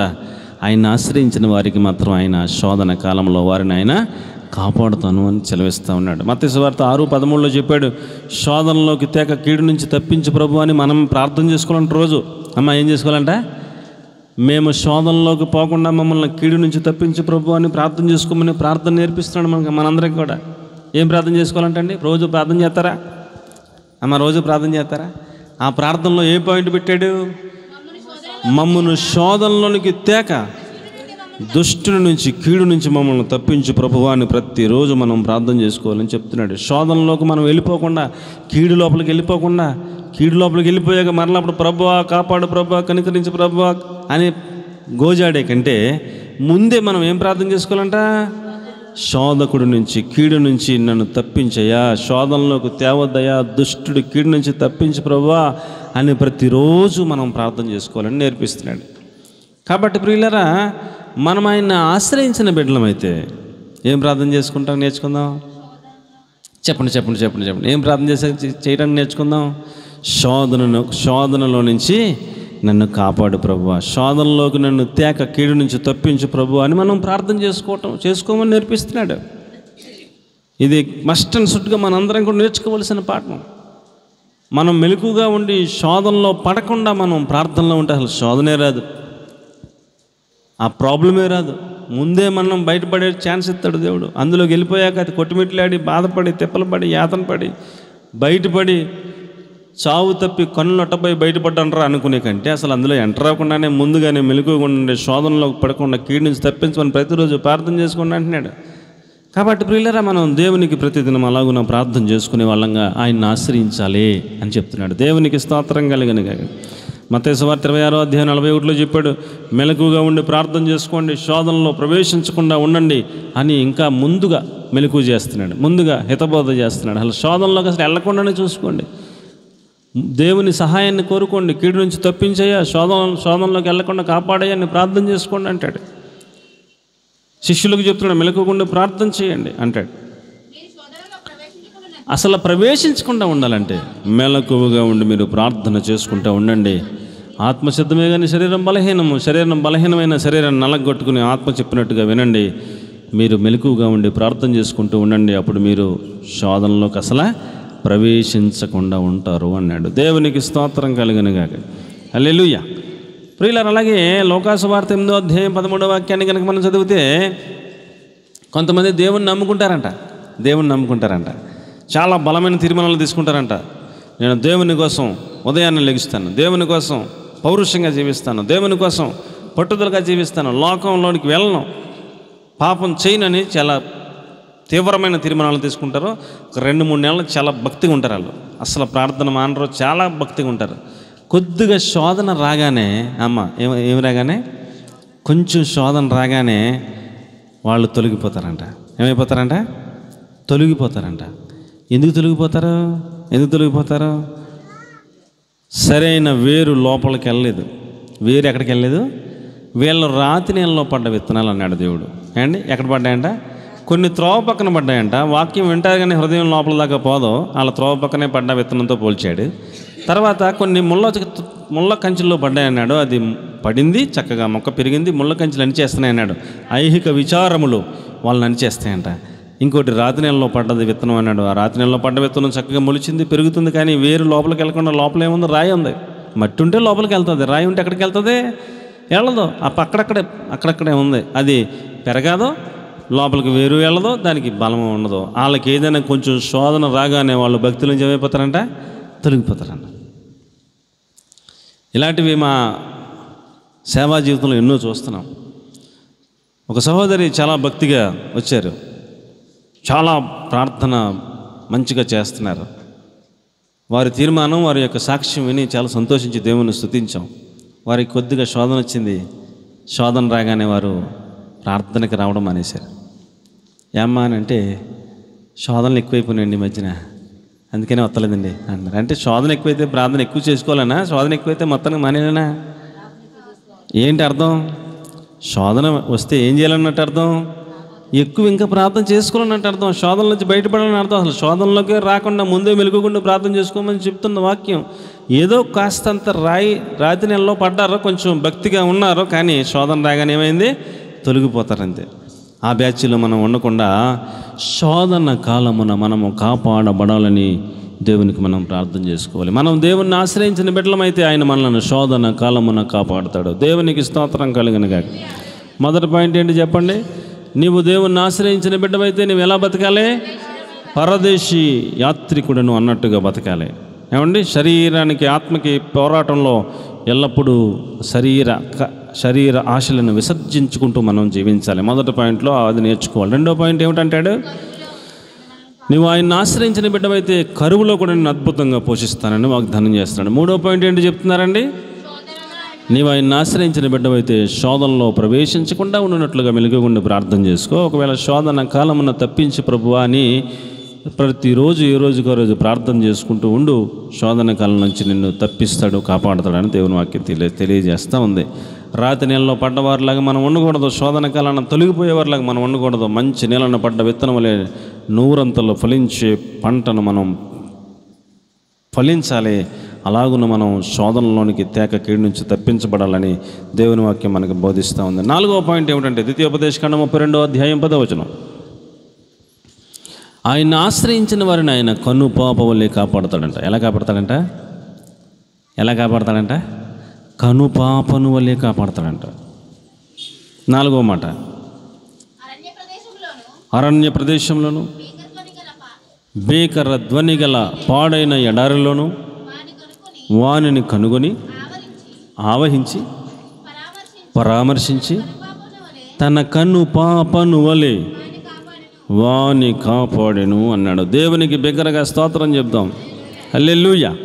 ఒకసారి అందరూ నా వైపు చూడండి. యాకోబు గారు వాళ్ళ అమ్మగారు యాకోబుని పిలిచి, రే నాన్న, నువ్వు దొంగతనంగా దీవులన్నీ కొట్టేసావు, మీ అన్నగారు వస్తాడు, ఇప్పుడు నీ మీద పీకి దాకా పెట్టుకుంటాడు, నిన్ను చంపేస్తాడు, నువ్వు మా అన్నగారింటికి మేనమామ ఇంటికి వెళ్ళిపోవని చెప్పి మళ్ళీ భర్త దగ్గర తీసుకెళ్ళి, అయ్యా ఏదో పొరపాటు అయిపోయింది, ఆడు కొట్టాల్సిన దీవులు నీడు కొట్టేసాడు, ఇప్పుడు ఆడు నిన్ను చంపేస్తాడు, నువ్వు చిన్న ప్రార్థన చేసి మా అన్నగారింటికి మేనమామ ఇంటికి పంపేయనంటే ఇంకా ఆయన కూడా ఏకమయ్యి, భార్యాభర్తలిద్దరు ఏకమై చిన్న ప్రార్థన చేసి రే పోరా అని పంపేశారు. పంపితే మరి ఈ రోజుల్లాగా వాహనాలు కట్టలేవు కదా, నడుచుకుంటా బయలుదేరాడు మనోడు మేనమామ ఇంటికి. సగం దూరం వచ్చాడు, ఎంత వచ్చాడో తెలదు కానీ సగం దూరం వచ్చేటికి చేటాడిపోయింది. ముందుకెళ్తే దారి కనపడతలేదు. అది భీకర అరణ్యం అంట. ఏంటండి అది? భీకర అరణ్యం, భయంకరమైన ఎడారి అని రాశాడు 2 పదాలు. అరణ్యం అంటే ఏంటి? ఎడారంటే ఏంటి చెప్పండి? ఎడారంటే నీళ్ళు ఉండదు, నీడ ఉండదు. ఎడారంటేనే ఏంటంటే అర్థం? నీరు ఉండదు, నీడ ఉండదు. చెట్టు ఉంటే నీడ ఉంటుంది, నీరు ఉండదు, నీడ ఉండదు. అలాంటి చోట బతకడం కష్టమా సులువా? చాలా కష్టం. అందులో చీకటి, తేళ్ళు వస్తాయో తెలియదు, పాములు వస్తాయో తెలియదు, ఎటువంటి విషపురుగులు వస్తాయో తెలియదు. ఒకవేళ అడవి ఎడారులో జంతువులు ఏమైనా చంపేసే జంతువులు ఏమైనా వస్తాయో తెలియదు, ఏమో తెలియదు. భీకరమైన అరణ్యం అన్నాడు. ఆ పదంలోనే మీరు అర్థం చేసుకోండి. రాత్రికి బతికి బట్టగడితే గొప్పే, చచ్చిపోతాడు. ఆ రాత్రి చచ్చిపోతాడు ఖచ్చితంగా. తెల్లారేదాకా ఏమి ఉండదు బోర్డు, మేనమామ ఇంటి దాకా వెళ్ళేదాకా ఏమి ఉండదు అసలు. ఆ చీకటి పడగానే మోకరించాడంట, దేవునికి స్తోత్రం కలిగిన గాక. మోకరించి ప్రార్థన చేసినట్టు, దేవునికి స్తోత్రం కలిగిన గాక. ప్రభువా, నన్ను కాపాడితే, నన్ను క్షేమంగా మా మేనమామ ఇంటికి తీసుకెళ్తే, నాకు అన్నము వస్త్రము పెట్టి నేను కోరుకున్నట్టుగా నా మేనమామ కూతుర్ని పెళ్లి చేస్తే, నీకు మరలా ఈ ప్రదేశంలో మందిరాన్ని కడతాను, నీకు దశంభాగం ఇస్తానని వాగ్దానం చేసుకొని మొక్కుకున్నాడు. దేవునికి స్తోత్రం చెప్పండి. ఆ చిన్న ప్రార్థన ఆలకించిన దేవుడు అండి నన్ను ఆశ్రయించాడు, నా బిడ్డని. పరలోకం నుంచి వచ్చి ఆ కుమారుణ్ణి ఆవరించాడంట. ఏం చేశాడంటండి? చుట్టూ ఆవరించాడంట. ఆవరించడం అంటే చుట్టూ మనకి ఇలాగ ప్రొటెక్షన్ అనమాట అండి. అగ్నిస్తంభం అన్నాడు కదా ఇశ్రాయేలుకి, అలాగ ఆవరించాడంట. ఆవరించి తెల్లవారులు కనుపాప వలె కాపాడాడంట. దేవునికి స్తోత్రం కలుగును గాక. ఎలా కాపాడాడంట?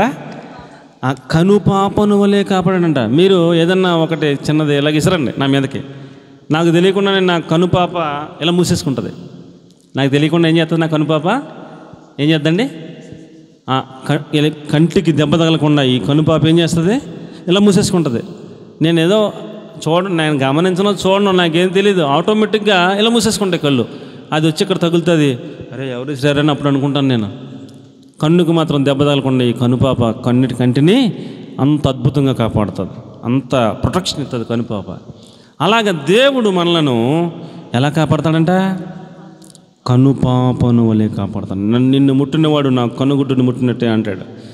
అసలు అలాంటి సాహసం ఎవడన్నా చేస్తే ఆడి గొడవ నేను చూస్తాను అన్నట్టుగా, సవాళ్ళు చేస్తున్నట్టుగా ఆ మాట రేపుతూ ఉంటుంది.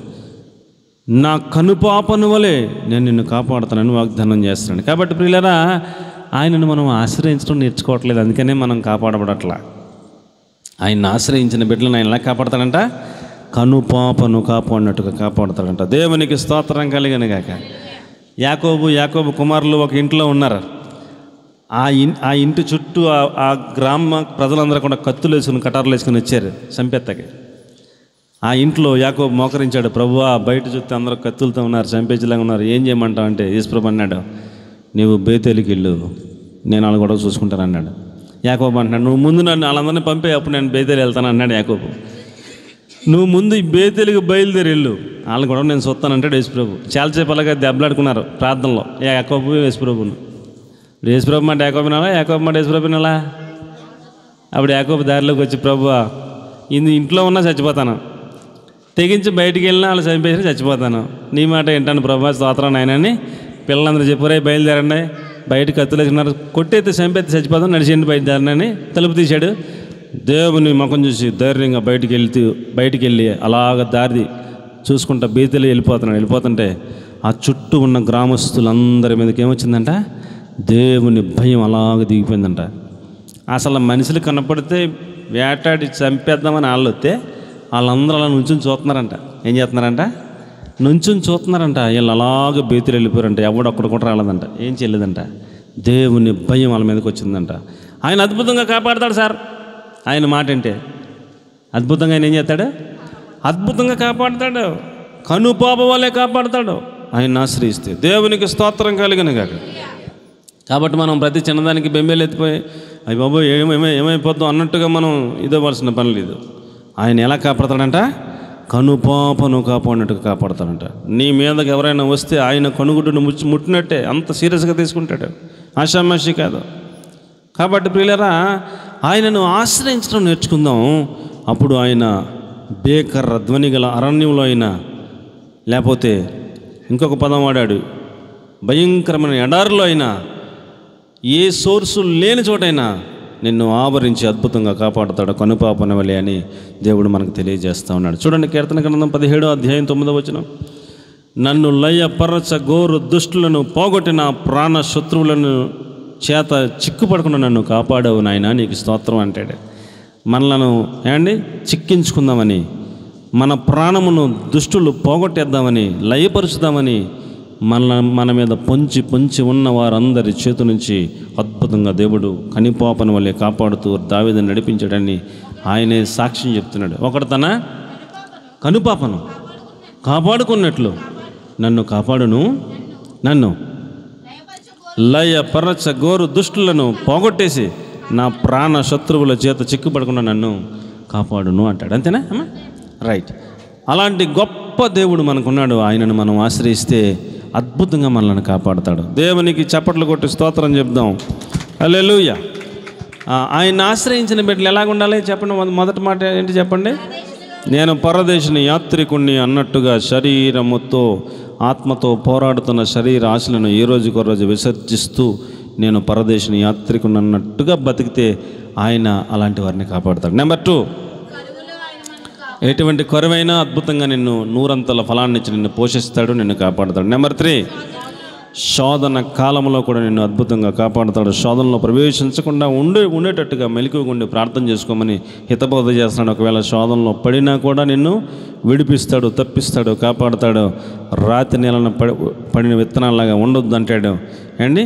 చాలా జాగ్రత్తగా బతకమని చెప్తున్నాడు. 4వ పాయింట్, నీవు నన్ను ఆశ్రయిస్తే నీ అంతం చూద్దామనుకున్న వారందరి చేతిలోంచి నిన్ను విడిపించి నిన్ను నా కనుపాపను కాపాడుకున్నట్టుగా నిన్ను కాపాడుకుంటానని వాగ్దానం చేస్తున్నాడు. దేవునికి స్తోత్రం కలుగును గాక. 5వ మాట ఏమిటంటే ప్రియులారా, 1 సమూయేలు గ్రంథం 2వ అధ్యాయం 9వ వాక్యాన్ని మనం చూసినప్పుడు ఆయన తన భక్తుల పాదములు తొట్టిల్లకుండా కాపాడుతాడంట. ఆయన తన భక్తుల పాదములు ఎలా కాపాడతాడంట? తొట్టిల్లకుండా కాపాడుతాడంట. మన పాదములను బండ మీద స్థిరపరుస్తాడు, తొట్టిల్లిపోకుండా కాపాడుతాడు, తూలిపోకుండా కాపాడుతాడు, జారిపోకుండా కాపాడుతాడు. తన భక్తుల పాదములను తొట్టిల్లకుండా ఆయన వారిని కాపాడును.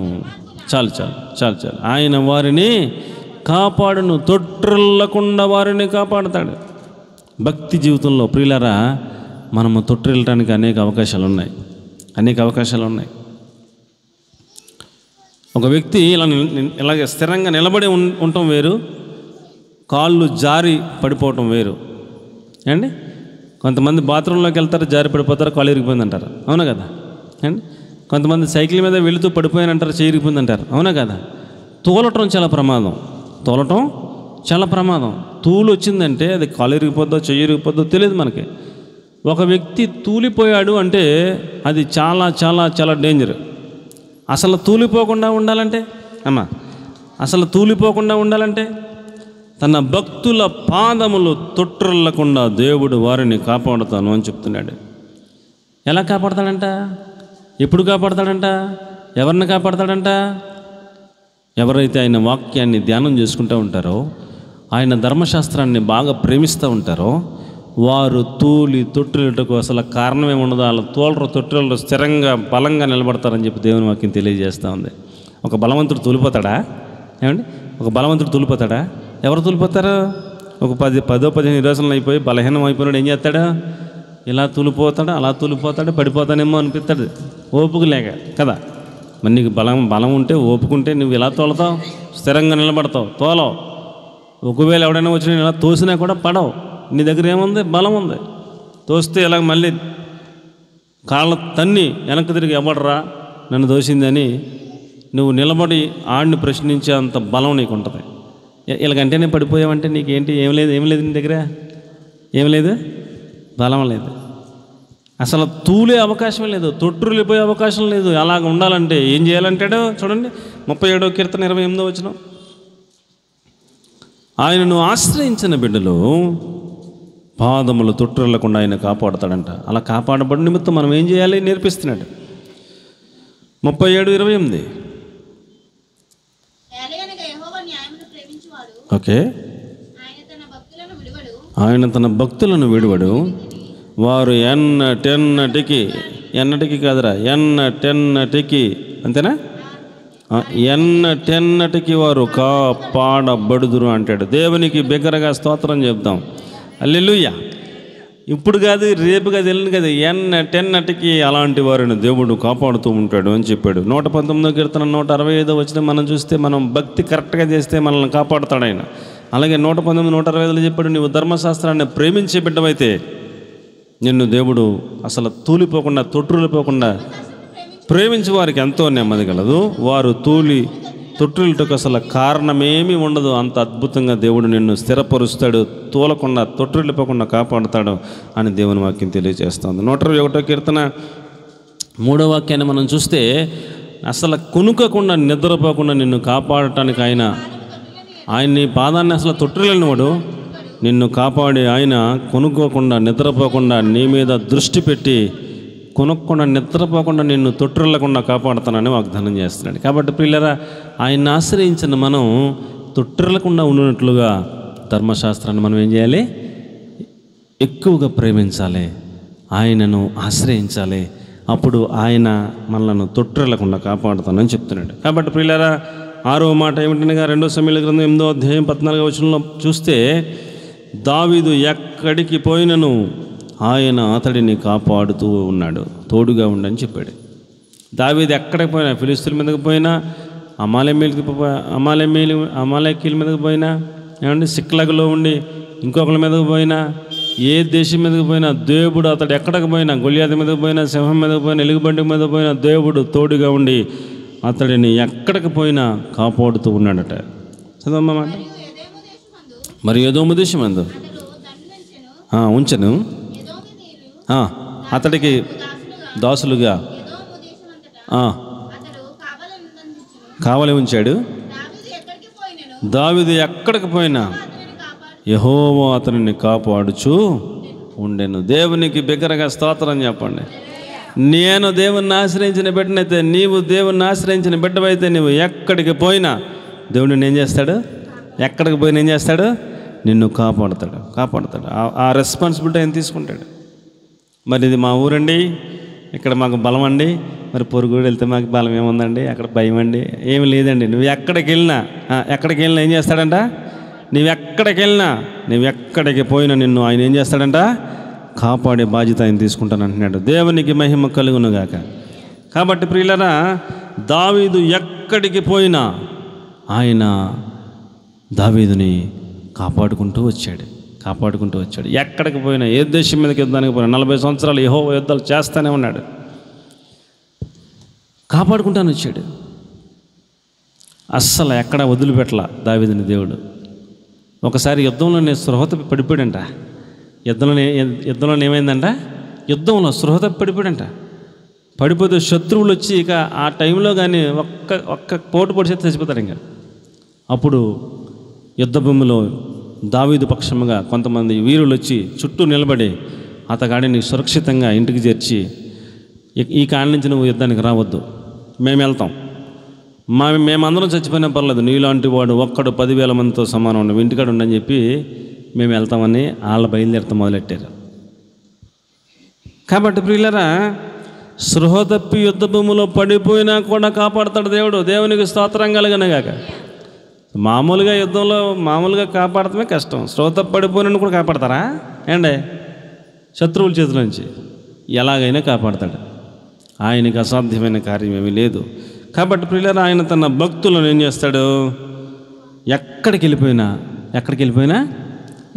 వెళ్ళినా కాపాడుతాడు. మరి ఇక్కడ ఉంటేనే మాకు బలం అండి, మరి అక్కడికి వెళ్తే మాకు చాలా భయం అండి, ఏమీ లేదండి. నువ్వు ఎక్కడికి వెళ్ళినా నీ చుట్టూ ఆయన కంచి, కాపుదల, భద్రత, ఆ దోతల ప్రహారీ మనకు ఉంటుంది. ఎక్కడికి వెళ్తే అక్కడికి ఒక్క దోత ఒక్క రోజులో 185,000 మందిని చంపగలిగిన కెపాసిటీ అలాంటి దోతలను మన చుట్టూ పెడతాడు. దేవునికి స్తోత్రం కలిగిన. మనం ఎక్కడికి వెళ్తే అక్కడికి మన చుట్టూ ఆ దోతలు ఉంటారు, మనం కాపాడబడుతూ ఉంటాం. కాబట్టి ఆషామాషి కాదు, దావీదు ఎక్కడికి పోయినను దేవుడు అతడిని కాపాడుతూ ఉన్నాడని చెప్పాడు. ఎందుకు?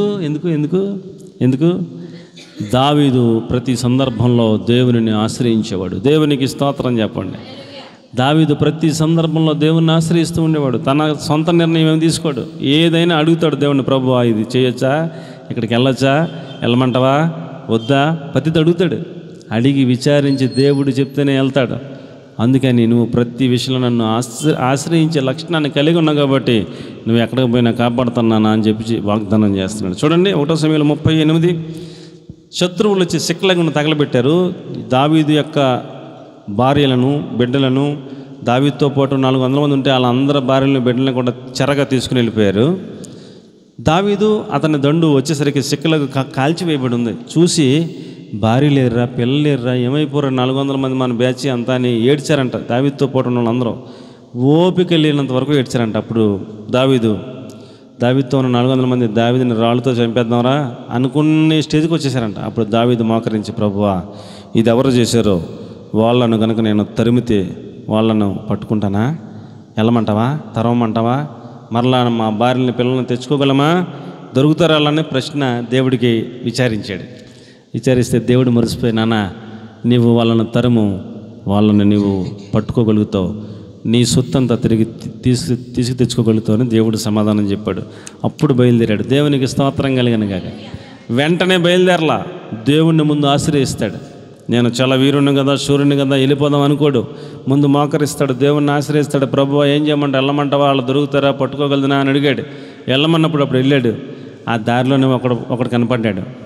ఆయన అడిగాడు, ఎరా ఏంటి ఇక్కడ ఉన్నామని అడిగితే ఆడు అన్నాడు, మా బ్యాచ్ అంతా ముందున్నారు, మేము సిక్కలకి వెళ్ళాం, దావీదు బ్యాచ్ని మొత్తం అదంతా కాల్చేసాం, వాళ్ళ భార్య పిల్లల్ని ఆస్తిని పట్టుకుని మా ఊళ్ళందరూ వెళ్ళిపోయారు, నేను కొంచెం బలహీనంగా ఉన్నానని నన్ను ఇక్కడ వదిలేసిపోయారని చెప్పాడు. నువ్వు మాతో పాటు వచ్చి వాళ్ళు ఎక్కడికి వెళ్ళారో చూపిస్తావని అడిగాడు దావీదు. చూపిస్తానయ్యా, నన్ను ఏం సంపూర్ణ వాగ్దానం చేయనన్నాడు.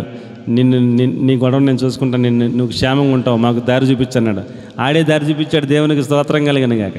వాళ్ళు ఎక్కడికి వెళ్ళారు, ఇటు దారి చూపించాడు. అంత దూరంలో కనపడ్డాక అప్పుడు దావీదు రంగంలో దిగాడు. రాత్రి మొత్తం అందరిని సంహరించి భార్యని పిల్లల్ని తన సొత్తు అంతటిని మరలా తిరిగి తెచ్చుకున్నాడు. దేవునికి మహిమ కలిగిన గాక.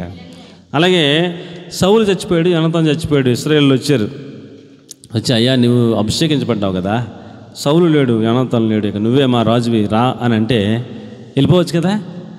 మళ్ళీ లోపలికి వెళ్ళి మోకరించి, ప్రభువా ఇశ్రాయేలు అందరూ వచ్చారు, రమ్మంటున్నారు, వెళ్ళమంటావా అని అడుగుతున్నాడు దేవుణ్ణి. దేవుడు అన్నాడు, వెళ్ళినాను అన్నాడు. అప్పుడు వచ్చాడు. మళ్ళీ మోకరించి అడుగుతున్నాడు, ఎక్కడికి వెళ్ళమంటావు, ఏ ఊరు వెళ్ళమంటావు, ఏ ఊరిలో పరిపాలన చేయాలి అని అడుగుతున్నాడు. అప్పుడు హెబ్రోన్లోకి వెళ్ళని చెప్పాడు దేవుడు. అప్పుడు హెబ్రోన్లోకి వచ్చి పరిపాలన మొదలుపెట్టాడు. వెళ్ళమంటే వెళ్ళమని దాకా వెళ్ళలేదు, వెళ్ళమన్నప్పుడు ఏ ఊరు వెళ్ళాలి అని చెప్పేదాకా వెళ్ళలేదు.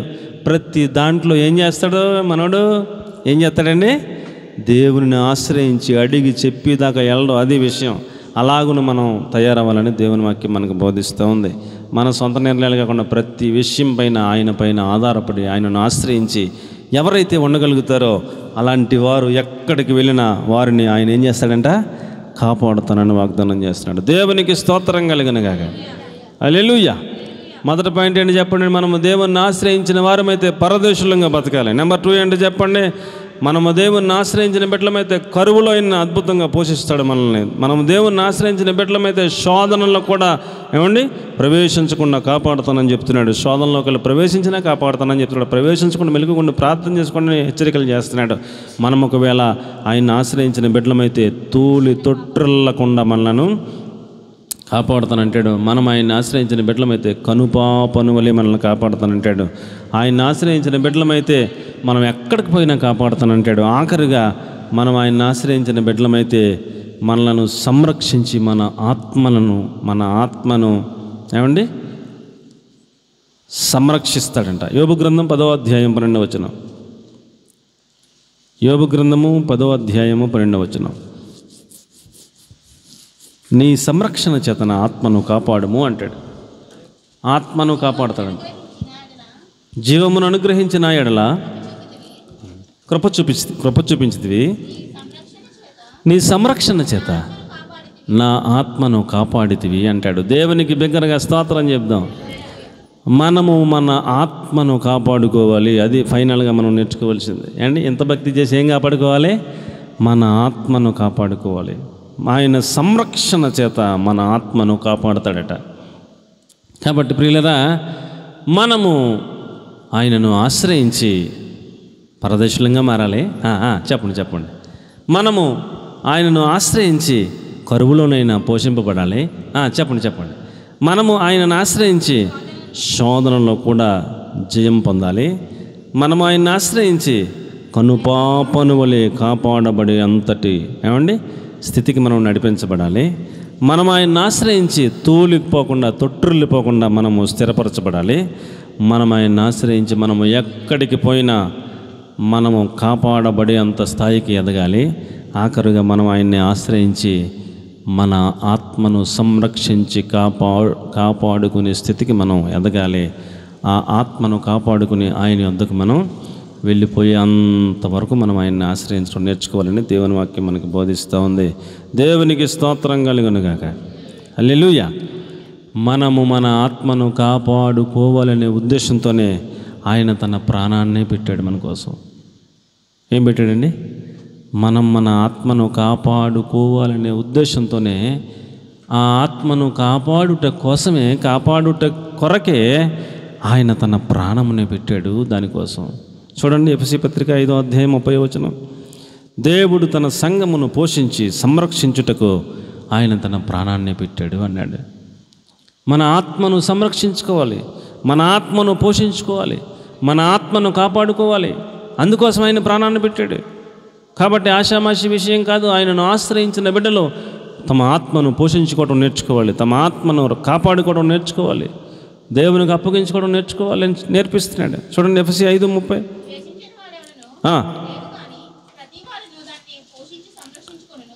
మన శరీరాన్ని మనం పోషించుకుంటున్నాం, సంరక్షించుకుంటున్నాం. మన శరీరాన్ని మనం ఎప్పుడైనా ద్వేషించుకుంటామా అండి? మన శరీరాన్ని మనం ద్వేషించుకుంటామా? ఎవరు ద్వేషించుకోడు. శరీరానికి ఎన్ని రకాల రంగులు వేస్తారు అండి, ఎన్ని పూతలు వేస్తారు, ఎన్ని తిప్పలు పడతారు కదా అండి. దాన్ని సంరక్షించుకుంటారు, పోషించుకుంటారు. చిన్నదేదైనా దెబ్బ తగిలితే వెంటనే మందు షాపుకి వెళ్ళిపోతాం, పౌడర్ తెచ్చేసుకుంటాం, రాసేసుకుంటాం అండి. అంత జాగ్రత్త చూసుకుంటాం కదా శరీరాన్ని, అవును కదా అండి. భర్తకి ఏదైనా జరిగితే వెంటనే తెచ్చేసుకుంటాడు, భార్యకి ఏదైనా జరిగితే తేడా వెంటనే. ఆవిడేమో అయ్యా నాకు కాలు దెబ్బ తగిలింది కదా తే అంటే, చిన్న దెబ్బకి అగిష్టాలు చేతనం ఏంటి అంటాడు. అదే ఇతను తగిలితే వెంటనే తెచ్చేసుకుంటాడు. తన శరీరమును తాను ఏం చేస్తాడంట? ప్రేమించుకుంటాడు. ఎవడు ద్వేషించుకోడు. ఎంత బాగా చూసుకుంటాడో వెంటనే మందులు తెచ్చేసుకుంటారు ఏదైనా కొంచెం తేడా పోతే అండి. అలాగ ద్వేషించడం ఎవడో. కానీ క్రీస్తు కూడా, మనము క్రీస్తు శరీరములో మనము ఎలా ఉన్నామంట? అవయవములంగా ఉన్నాము అంటాడు. అలాగే క్రీస్తు కూడా మనము మన శరీరాన్ని ఎలాగైతే పోషించి పొద్దున్న టిఫిన్ పెట్టేస్తున్నాం దీనికి అండి, పెడుతున్నాం లేదా? మధ్యాహ్నం భోజనం పెడుతున్నాం లేదా? మళ్ళీ రాత్రికి ఏం పెట్టేస్తున్నాం? రాత్రికి మళ్ళీ పళ్ళు, నట్స్, గిట్స్, జీడిపప్పులు, అయ్యి బలానికి రకరకాలు పెట్టేస్తున్నాం దీనికి కదా. సంరక్షించుకుంటున్నాం, దీన్ని పోషించుకుంటున్నాం, దీన్ని కాపాడుకుంటున్నాం, అవునా కదా అండి. అలాగే దేవుడు కూడా సంఘమును పోషించి దానిని సంరక్షించి చదవమ్మా సంరక్షించుచున్నాడు. అందుకోసమే ఇంకా కిందకి వెళితే చెప్తాడు, సంఘమును పోషించి సంరక్షిస్తున్న దేవుడే ఆ సంఘము కోసమే తన ప్రాణాన్నే పెట్టాడు అని చెప్తాడు. కాబట్టి ప్రియులరా, మన ఆత్మను కాపాడుకోవడం కోసమే ఆయన తన ప్రాణాన్ని పెట్టాడు.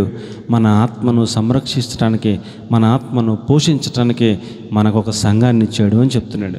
కాబట్టి ప్రియులరా, శరీరానికి ఎలాగైతే పొద్దున్నే పెట్టేస్తున్నాం, మధ్యాహ్నం పెట్టేస్తున్నాం, రాత్రి పెట్టేస్తున్నాం, అలాగే ఆత్మకి కూడా ఏం పెట్టాలి ప్రతిరోజు? చెప్పండి. ఆత్మకు కూడా ఏం పెట్టాలి ప్రతిరోజు? ఆత్మకి కూడా టిఫిన్ పెట్టాలి, ఆత్మకి కూడా భోజనం పెట్టాలి, ఆత్మకి కూడా నట్స్ పెట్టాలి. ఇవన్నీ కూడా బైబిల్లో ఉన్నాయి. ప్రతిరోజు బైబిల్ చదువుకోవాలి. ఆ బైబిల్ చదువుకుంటే, ప్రార్థన చేసుకుంటే ఆ ఆత్మ బలపరచబడుతుంది. పొద్దున్నే శరీరానికి టిఫిన్ పెట్టకపోతే నీరసమలకు వచ్చేద్దో, మధ్యాహ్నం భోజనం పెట్టకపోతే నీరసమలకు వచ్చేద్దో, సాయంత్రం భోజనం పెట్టకపోతే నీరసమలకు వచ్చేద్దో, తెల్లారు లేచి ఏ పని చేసుకోలేకుండా ఎలాగ ఉంటామో అలాగే ప్రతిరోజు కూడా ఆత్మను కూడా బలపరచు నిమిత్తం ఏం చేయాలి? ప్రార్థన, ఆత్మీయ ఆహారం, వాక్యం ప్రతిరోజు ఆత్మకు పెట్టాలి. అలాగున మన ఆత్మను మనం కాపాడుకోవాలి. ఇది చాలా ఇంపార్టెంట్, శరీరం కన్నా ఎక్కువ ఇంపార్టెంట్ అని చెప్తున్నాడు. కాబట్టి ప్రియులారా, ఆత్మను కాపాడడం కోసమే ఆయన తన ప్రాణాన్ని లెక్క చేయకుండా ప్రాణాన్ని పెట్టి మరణించి సమాధి చేయబడి తిరిగి మరణములను విరిచి పునరుద్ధానుడై లేచి మనలను, మన ఆత్మలను కాపాడటానికి ఆయన సిద్ధంగా ఉన్నాడు. పరిపూర్ణుడై ఉన్నాడు, శక్తి కలిగిన వాడై ఉన్నాడని నేను మీకు మనవి చేస్తూ ఉన్నాను. చూడండి, ఆదికాండం 47వ అధ్యాయం 12వ వచనంలో యోసేపు తన తల్లిదండ్రులను, తన అన్నదమ్ములను, వారికి కలిగిన పిల్లలందరినీ కూడా సంరక్షించాడు, ఆహారం ఇచ్చాడు, పోషించాడు అని చెప్పి రాసిపెట్టి ఉంది.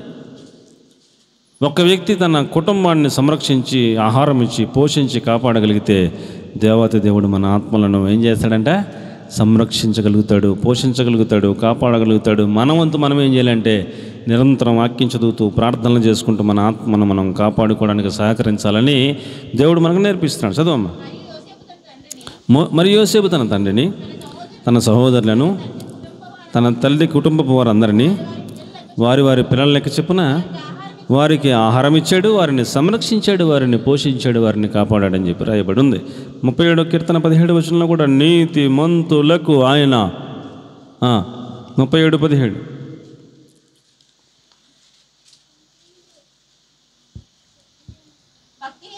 భక్తిహీనులు బాహువులు విరవబడతాయి, నీతిమంతులకు యెహోవాయే ఏంటంట సంరక్షకుడు. నిన్ను సంరక్షిస్తాడు, నిన్ను పోషిస్తాడు, నిన్ను కాపాడుతాడు. నీ ఆత్మని నిన్ను సంరక్షించే బాధ్యత ఆయన తీసుకుంటాడు. నువ్వు నీతిమంతుడిగా బతికితే చాలంతే. మీరు మన అందరం కూడా నీతిమంతులుగా బతికితే మన సంరక్షణ బాధ్యత యోసేపు ఆయన కుటుంబ బాధ్యత ఎలా తీసుకున్నాడు, అలాగే మన దేవుడు మన బాధ్యత తీసుకుంటాను, మిమ్మల్ని సంరక్షిస్తాను అని చెప్తున్నాడు. దేవునికి స్తోత్రం కలుగునుగాక. ఇర్మీయా గ్రంథం 49వ అధ్యాయం 11వ వచనంలో అంటాడు, మీ విధవరాండ్లు నన్ను ఆశ్రయించాలి, అప్పుడు నేను కాపాడుతాను అంటాడు. చాలా స్పష్టంగా చూడండి. ఇర్మీయా 49:11 అనాథలకు మీ పిల్లలను విడువను, నేను వాళ్ళను సంరక్షిస్తాను. నీ విధవరాండ్రు నన్ను ఆశ్రయింపవలెను, అప్పుడు వాళ్ళు సంరక్షింపబడతారు, పోషింపబడతారు, కాపాడబడతారు అంటూ ఆయన వాగ్దానం చేస్తున్నాడు. దేవునికి మహిమ కలుగునుగాక. ఒకసారి మొదటగా ఏంటి చెప్పండి, మొదటి పాయింట్ ఏంటి మీరు చెప్పండి, ఇక నేను చెప్పను. మనము దేవునిని ఆశ్రయించిన బిడ్డలమైతే పరదేశులము యాత్రికులం అన్నట్టుగా బతకాలి. మనము దేవుణ్ణి ఆశ్రయించిన బిడ్డలమైతే కరువులో అయినా పోషింపబడతాం. మనము దేవుణ్ణి ఆశ్రయించిన బిడ్డలమైతే శోధనలో పడకుండా కాపాడబడతాం. మనం దేవుణ్ణి ఆశ్రయించిన బిడ్డలమైతే ఆయన కనుపాపను వలె మనల్ని అంత శ్రద్ధగా కాపాడుతాడు అని చెప్పి తెలియజేయబడతా ఉంది. మనము దేవుణ్ణి ఆశ్రయించిన బిడ్డలమైతే మనము తూలిపోవటం, తొట్టిల్లిపోవటం జరగదు. మనల్ని స్థిరపరుస్తాడు, నిలబెడతాడు, తొట్టిల్లిపోకుండా కాపాడుతానని చెప్తున్నాడు. మనం దేవుణ్ణి ఆశ్రయించిన బిడ్డలమైతే మనం ఎక్కడికి పోయినా మన చుట్టూ ఆయన దూతలు ఉంటారు, మనల్ని ఎక్కడికి పోయినా మనల్ని కాపాడుతూ ఉంటారు. మనము దేవుణ్ణి ఆశ్రయించిన బిడ్డలమైతే మన ఆత్మలను సంరక్షిస్తాడు, ఏమండి, మన ఆత్మలను కాపాడుతాడు. అలాగున మనందరిని దేవుడు సిద్ధపరిచి తన మహిమకు మనందరినీ కూడా నడిపించునుగాక. ఆమెన్. మహాపరిశుద్ధమైన మా ప్రియ పరలోకపు తండ్రి, మీకు స్తోత్రం చెల్లిస్తూ ఉన్నాం. ఈ ఆఖరి దినాల్లో మీరు అక్కడ బహు సమీపంగా ఉన్న దినాల్లో మిమ్మల్ని ప్రయాణిస్తూ ఉండగా ఆత్మీయ యాత్రలో మేమందరం మిమ్మల్ని ఆశ్రయించే బిడ్డలుగా మమ్మల్ని అందరినీ పరిశుద్ధాత్మదేవా మీరు సిద్ధపరచమని, మిమ్మల్ని ఆశ్రయించే కృప మా అందరికీ దయచేయమని, మీరు చెప్పిన ఈ యొక్క వాక్యానుసారంగా జీవించినట్లుగా పరిశుద్ధాత్మదేవా మా ప్రతి ఒక్కరిలో మీ శైలిలో, మీ స్థాయిలో మీ కార్యాలన్నీ చేయమని మీ చేతులకు అప్పగించుకుంటూ నీరు గట్టి ఫలింపు చేసి వృద్ధి చేసి మేమందరం మీ రాకళ్ళు ఎత్తబడే వధువు సంఘంగా ఉన్నట్లుగా ఎవరు విడిచిపెట్టబడకుండా మీ శైలిలో, మీ స్థాయిలో మీ కార్యాలన్నీ చేయమని మీ చేతులకు అప్పగించుకుంటూ యేసుక్రీస్తు ప్రభుల వారి పరిశుద్ధమైన నామంలో ప్రార్థించి స్తుతించి అర్పించి వేడుకుంటున్నాం తండ్రి.